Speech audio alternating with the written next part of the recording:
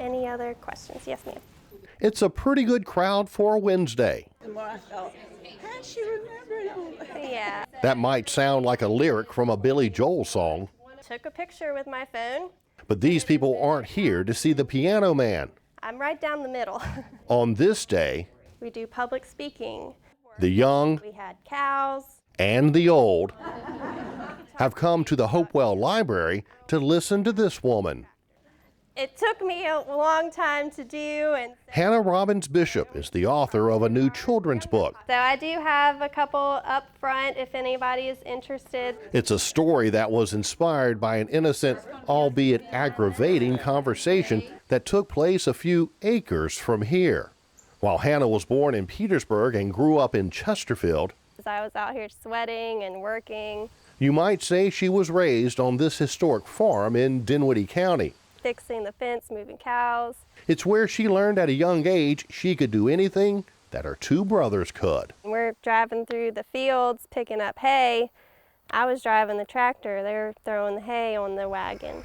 In fact, she knew how to operate this John Deere long before she could drive a car. It was normal for my childhood, so I thought it was normal for everybody else.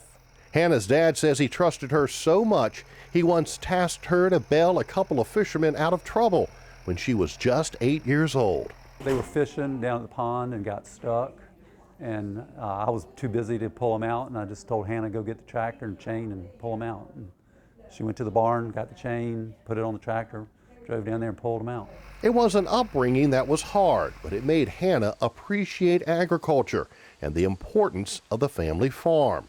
A couple of years ago, Hannah was out on that very farm with a young niece who was having a bit of a fit. She was just crying, upset, screaming. Dad and Grandpa had already given the girl a ride on the tractor, but she wanted to go again. You know how they are. They want more, and they want it now. So Aunt Hannah decided to offer up her services. That's when she heard something that would change her life. She stopped, looked at me, crying was done, and just looked me right in the eyes and said, "You're so silly, Hannah. Girls can't drive tractors." Not good. A stunned Hannah actually got a little upset. I was totally offended. I couldn't believe she thought that I was not capable of driving a tractor. Needless to say, those words stuck in her craw.